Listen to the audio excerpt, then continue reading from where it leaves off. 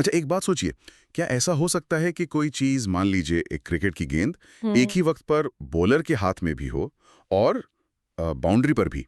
हम्म। या ये कि जैसे ही आप उस गेंद को देखें उसका बर्ताव ही बदल जाए? सुनने में ये किसी साइंस फिक्शन फिल्म की कहानी लगती है ना? बिल्कुल। पर आज हमारे पास जो सोर्स हैं वो हमें इसी अजीब और दिमाग घुमा देने वाली दुनिया में ले जाने वाले हैं। ये क्वांटम फिजिक्स की दुनिया है। बिल्कुल।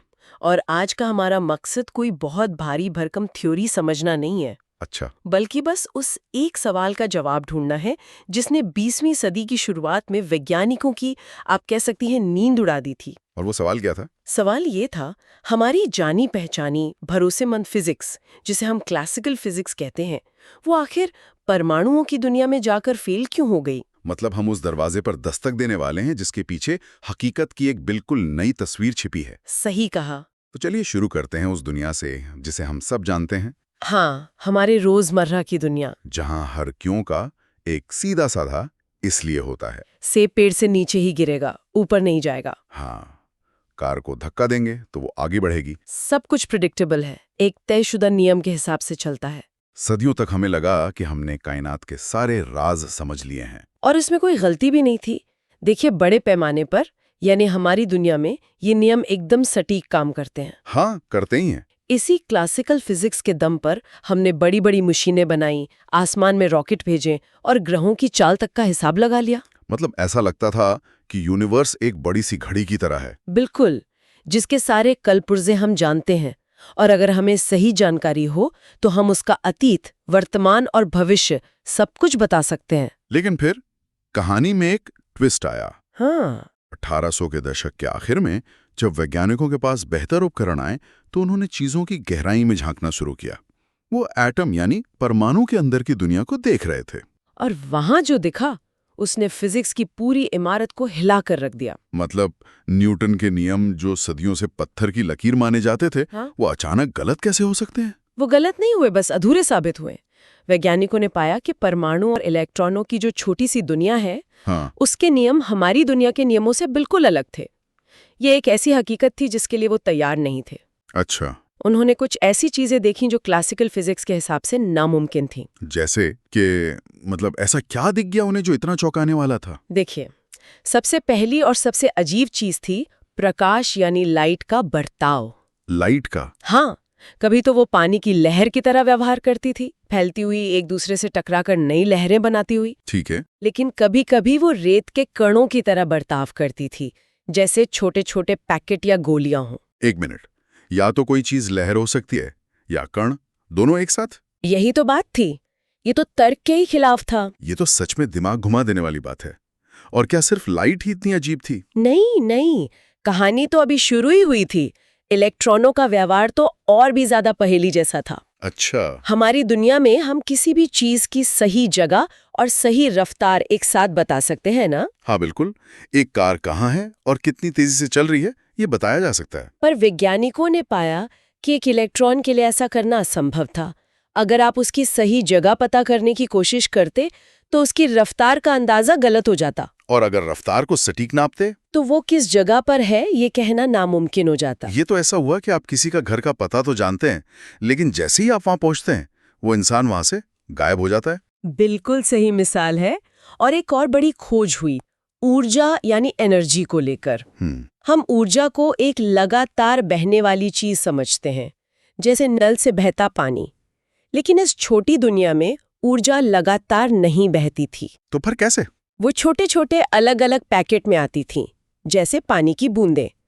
इन पैकेट के बीच में कुछ नहीं होता था। कुछ नहीं? जीरो। ऊर्जा या तो एक लेवल पर होगी या दूसरे पर, बीच में कहीं नहीं। इन खोजों ने साफ कर दिया कि हकीकत के दो अलग अलग चेहरे हैं। इस फर्क को समझने के लिए हमारे सोर्स में एक बड़ी अच्छी कहानी है। हाँ, टाइनी सिटी वाली। हाँ, मान लीजिए एक बहुत बड़ा फैलावा शहर है, जैसे दिल्ली। यहाँ की जिंदगी जानी पहचानी है, गाड़ियां सड़कों पर चलती हैं, ट्रैफिक लाइट काम करती हैं, सब कुछ नियमों के हिसाब से। ये है क्लासिकल फिजिक्स का शहर। और अब कल्पना कीजिए कि इसी दिल्ली शहर के अंदर कहीं किसी इलाके में एक बहुत ही छोटा, लगभग अदृश्य शहर बसा हुआ है। Tiny city. हाँ, और इसके नागरिक हैं परमाणु, इलेक्ट्रॉन, फोटॉन। और इस शहर के नियम बड़े शहर से बिल्कुल उल्टे हैं। बिल्कुल। कैसे? मतलब वहां की गाड़ियां क्या दीवारों के आर पार चली जाती हैं? आप कह सकते हैं, यहाँ के नागरिक एक ही समय में कई गलियों में मौजूद हो सकते हैं। क्या बात है। वो एक जगह से दूसरी जगह जाने के लिए बीच का रास्ता तय नहीं करते, बल्कि एक पल में यहाँ होते हैं और अगली ही पल में कहीं और प्रकट हो जाते हैं। उनका कोई तय रास्ता नहीं है? कोई नहीं। और सबसे अजीब बात, उनका बर्ताव इस पर निर्भर करता है कि उन्हें कोई देख रहा है या नहीं। ये तो कमाल है। सोर्स में एक लाइन है जो मुझे बहुत पसंद आई। अगर आप टाइनी सिटी के किसी नागरिक से पूछें, तुम लहर हो या कण, तो उसका जवाब होगा, ये इस बात पर निर्भर करता है कि आप पूछ कैसे रहे हैं। ये एक लाइन शायद पूरी क्वांटम फिजिक्स का सार है। आपने बिल्कुल सही पकड़ा। क्वांटम दुनिया में हकीकत कोई ठोस चीज नहीं है, वो हमारे नापने या देखने के तरीके से जुड़ी हुई है। चलिए इन दोनों दुनियाओं के मुख्य अंतर पर बात करते हैं। पहला तो जगह को लेकर ही है। हाँ। क्लासिकल फिजिक्स कहती है कि मैं या तो इस कमरे में हूं या बाहर, दोनों जगह एक साथ नहीं हो सकता। ये तो कॉमन सेंस है।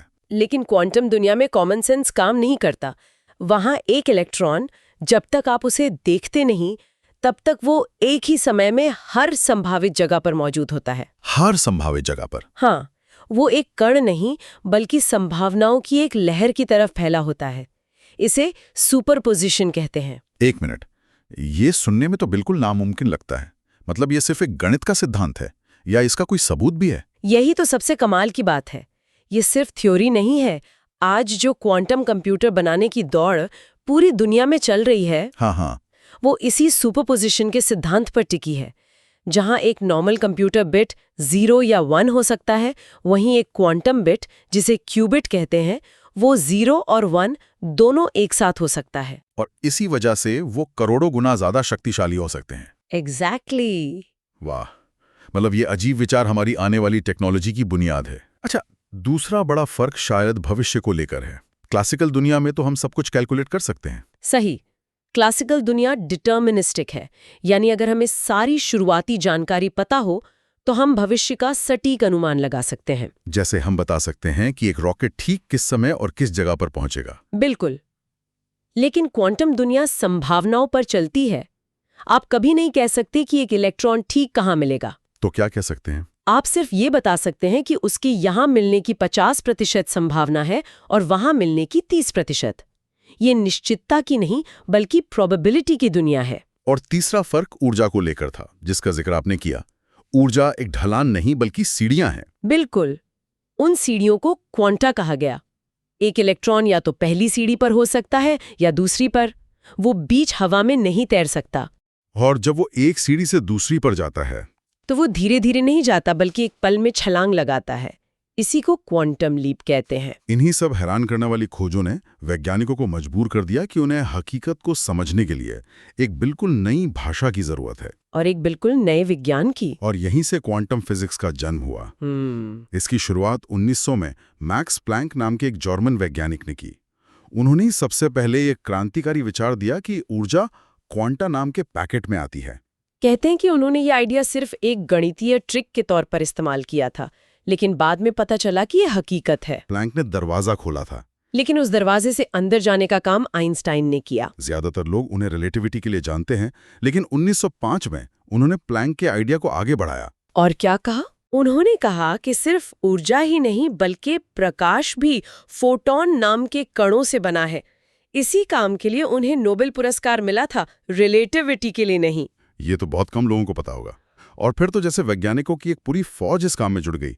Niels Bohr, Schrodinger, Heisenberg. ये नाम सिर्फ वैज्ञानिकों के नहीं बल्कि उन क्रांतिकारियों के हैं जिन्होंने हमारी हकीकत की समझ को हमेशा के लिए बदल दिया। उन्होंने मिलकर वो समीकरण और सिद्धांत बनाए जो उस टाइनी सिटी की अजीब दुनिया को समझा सकते थे। इसे ऐसे समझिए जैसे किसी ने इंसानों को एक नई इंद्रिय दे दी हो। अब हम हकीकत की उस परत को भी देख और समझ सकते थे जो हमेशा से मौजूद थी पर हमारे नजरों से छिपी हुई थी। एक तरह से विज्ञान का पुनर्जन्म। हाँ, कह सकते हैं। इन दोनों दुनियाओं के फर्क को दिखाने के लिए सोर्स में एक और अच्छी मिसाल है। अगर हम क्लासिकल दुनिया का चित्र बनाएं तो एक सीधी, सपाट और स्मूथ रेखा जैसी होगी। ऐसी प्रिडिक्टेबल और कंटिन्यूअस। हाँ, जैसे एक स्मूथ यूट्यूब वीडियो। और वहीं क्वांटम दुनिया छोटे छोटे बिखरे हुए बिंदुओं की तरह होगी। रैंडम, जंपी और टुकड़ों में बटी हुई। यहाँ कुछ भी स्मूथ नहीं है। ये एक टिकटॉक स्लाइड शो की तरह है जो एक फ्रेम से दूसरे पर अचानक कूदता है, बीच में कुछ नहीं होता। ये कूदने वाला आइडिया ही अपने आप में इतना अजीब है। मतलब चीजें एक अवस्था से दूसरी में बहकर नहीं जाती, बल्कि छलांग लगाती हैं। तो फिर हमें अपनी दुनिया इतनी स्मूथ और लगातार क्यों महसूस होती है? सब कुछ इतना ठोस और जुड़ा हुआ क्यों लगता है? बहुत अच्छा सवाल है, और इसका जवाब पाने के लिए चलिए एक वैचारिक प्रयोग करते हैं। जरूर। कल्पना कीजिए कि आप एक बिल्कुल अंधेरे कमरे में हैं और आपके पास एक सुपर पावर है जिससे आप प्रकाश को बिल्कुल स्लो मोशन में देख सकती हैं। ठीक है, मैं कल्पना कर रहा हूँ। अब मैं आपके सामने एक टॉर्च जलाती हूँ। जी। प्रकाश को अपनी तरफ आता देख आपको कैसा महसूस होगा? अगर मैं अपनी क्लासिकल समझ से सोचूं तो मुझे लगेगा कि रोशनी की एक लहर मेरी तरफ बढ़ रही है, जैसे पानी में पत्थर फेंकने पे लहरें फैलती हैं वैसे ही। यही हमारा कॉमन सेंस कहता है। लेकिन क्वांटम सच्चाई इससे कहीं ज्यादा हैरान करने वाली है। वो क्या है? असल में अगर आप प्रकाश को स्लो मोशन में देख पाते तो आपको वो एक लहर की तरह नहीं, बल्कि अंधेरे में चमकती हुई गोलियों की बौछार की तरह दिखता। गोलियों की बौछार? हाँ, प्रकाश के छोटे छोटे कण यानी फोटॉन्स एक एक करके बंदूक की गोलियों की तरह आप तक पहुंच रहे हैं। मतलब कोई लहर है ही नहीं, सिर्फ कण? असल में दोनों हैं, लेकिन इस प्रयोग में आपको कण दिखेंगे।